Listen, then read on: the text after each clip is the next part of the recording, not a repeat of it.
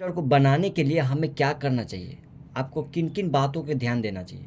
पहला, एक होता है उन्नयन कोण, एक होता है अवनमन कोण। ठीक है, उन्नयन कोण क्या होता है कि आप नीचे से ऊपर देख सकते हो, मतलब गेट है ना आपका गेट, वो ऊपर आप देखेंगे तो वो उन्नयन कोण हो गया।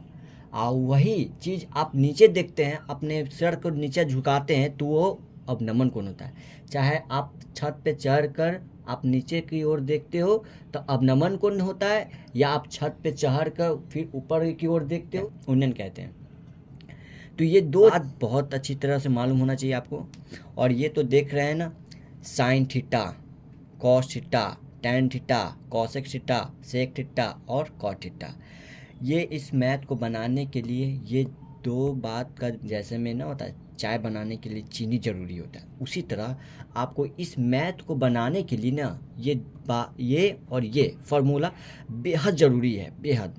और इसमें भी हमें बहुत ही कम फार्मूला को, मतलब ये इसमें भी आपको सबसे ज़्यादा इम्पोर्टेंट होता है आपको ये तीन, सबसे इम्पोर्टेंट तीन जो हम ये दो तीन लिखे हुए हैं ना, घेरा बना दी, ये तीन। तो आप ज़्यादा भी याद नहीं कीजिएगा क्योंकि बाउंस हो जाएगा। इस मैथ को सीखने के लिए आप ये तीन फार्मूलों को उपयोग करें और अच्छे तरह से याद कर लें। देखिए, साइन 0 डिग्री है तो इसका 0 होगा, साइन 30 है 1/2, साइन 45 1/√2, साइन 60 है √3/2, साइन 90 है तो 0। इस तरह से तीनों याद कर लीजिएगा आप। पहला क्वेश्चन मेरा ये है, पढ़ कर सुनाते हैं।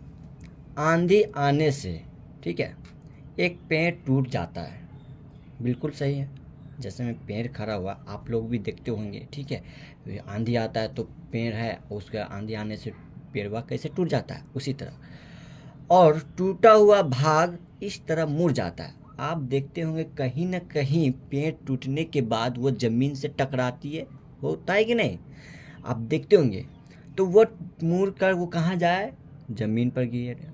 और उस पेड़ का शिखर जो फुनगी वाला था ज़मीन को छूने लगता है, ठीक है। तो पेड़ का जो पाद बिंदु हो, उसका जो जड़ है, उसकी दूरी और पेड़ शिखर वो ज़मीन को छूता है, वो 8 मीटर का है। कितना मीटर है, 8 मीटर, ठीक है। तो पेड़ की ऊंचाई ज्ञात करें। तो यह भाई कैसे बनेगा इसका चित्र, तो चलिए जानते हैं। देखो, अब मान लीजिए ये पेड़ है,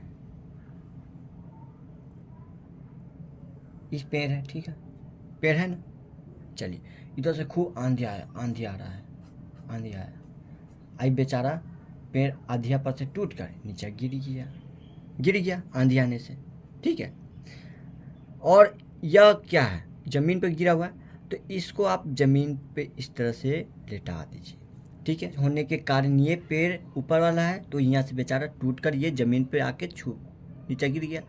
अब देखो, आप क्वेश्चन पढ़ो तो समझ में आएगा। इतना डिग्री का कोण बनाता है भाई, देखो तो ये 30 डिग्री का कोण बना दिया, क्वेश्चन के अकॉर्डिंग बना रहा है कि नहीं। अब जो बिंदु है कोण ये वाला, ठीक है, और ये वाला भाग, इसको पाद बिंदु बोलते हैं, बोलो, ठीक है,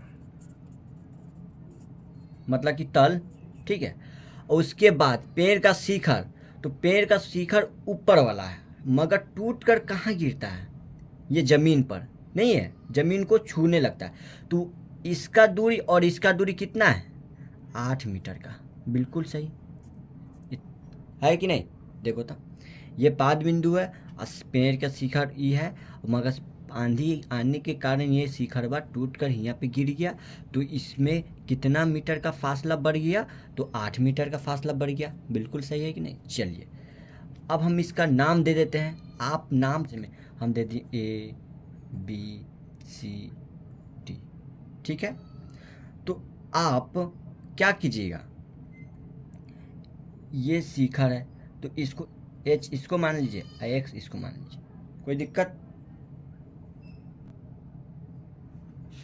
अब ये तो जो हमारा चित्र बन गया, अब बारी आता है इस पे बनाने का। तो कैसे बनेगा भाई, तो याद रखिएगा, हमेशा इस बात को नोट कर लीजिए, दिमाग में फिट कर लीजिए।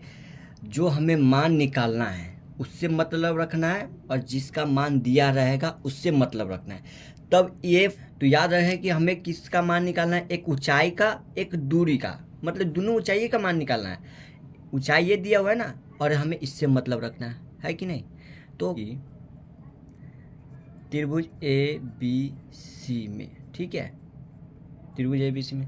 तो ए बी सी में देखना है कि आपको लंब कौन है, ये वाला, और आधार ये है ना, पेड़ की ऊंचाई और आधार ये। लंब बटा आधार क्या होता है, फार्मूला बताओ आप, लंब बटा आधार, जल्दी जल्दी बताओ, याद नहीं है ना। ये देखिए लंब बटा आधार किसका है, tan का, ठीक है। तो यहाँ पे लिखेंगे tan, ठीक। यहाँ पे जैसे मैं tan का मान निकाले हैं तो यहाँ पे h का मान हो गया आपको 8/√3। ठीक उसी तरह अब हम मान निकालेंगे इसका और इसका, ठीक है, बस सॉरी, इसका और इसका मान निकालेंगे। तो यहाँ पे कर्न बटा क्या होता है, सिर्फ कॉस चेंज हो जाएगा। आप देख सकते हैं कि कॉस थीटा आधार बटे कर्न, ठीक है। तो आधार बटे कर्न किसका फॉर्मूला होता है, कॉस थीटा, कॉस 30 का मान होगा, ठीक है। और यहाँ आधार कितना है ए बी और कर्न कितना है ए सी, ठीक है। और कॉस 30 का मान हो गया आपका √3/2 और ए बी का मान 8 और ए सी का मान x। कोई दिक्कत। अब यहाँ पे क्या करेंगे, क्रॉस मल्टीप्लाई। तो क्रॉस मल्टीप्लाई करेंगे तो √3 गुने x, और यहाँ पे करेंगे 16। यहाँ से अब x का अकेला करेंगे तो यहाँ पे 16/√3। तो समीकरण सेकेंड हो गया। तो आप देख सकते हैं कि समीकरण फर्स्ट और समीकरण सेकेंड को जोड़ने पर, तो यहाँ पे समीकरण फर्स्ट यहाँ पे है, देख सकते हैं ये है ना, और यहाँ पे सेकेंड, तो दोनों का आप जोड़ो, इसका लसन निकालो, दोनों का सेम होगा 8 + 16 24/3। इसको परिमेयकरण करेंगे, हमेशा याद रखना √3 में रहेगा, चाहे कोई भी रूट में रहेगा, तो परिमेयकरण करके उसका 4√3/3 देखो कट दिया 8√3। तो पेड़ की ऊंचाई इतना हो गया।